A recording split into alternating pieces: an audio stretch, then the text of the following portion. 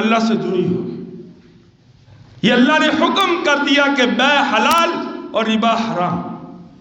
آگے بڑی پیاری بات کہی، فَمَنْ جَاءَهُ مَوْعِظَةٌ مِّن رَّبِّهِ فَانْتَهَىٰ فَلَهُ مَا سَلَفَ۔ سبحان فرمایا کہ جب تمہیں نصیحت پہنچ جائے، جب تمہیں پتہ چل جائے کہ یہ کاروبار ٹھیک نہیں، تم معافی مانگ لو، میں خدا تمہیں معاف کر دوں۔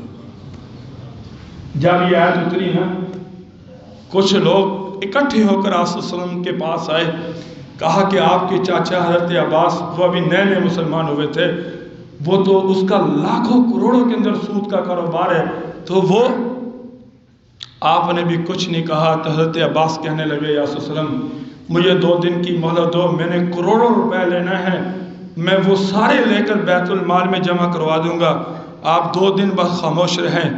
آپ نے فوراً کھڑے ہو کر کہا کہ اے لوگوں سنو، آج کے بعد سود کے جو پیسے ہیں وہ ختم، اصل پیسے باقی رہیں گے، اور جو میرے چاچا نے جو سود کے پیسے لینے ہیں، جن سے لینے ہیں، میں ان سب کو سود کے پیسے معاف کرتا ہوں۔ سب سے پہلے حضور صلی اللہ علیہ وسلم نے اپنے خاندان کی قربانی دی، سب سے پہلے حضور صلی اللہ علیہ وسلم نے حضرت عباس رضی اللہ عنہ کا جو کروڑوں کا سود تھا اس کو معاف کیا۔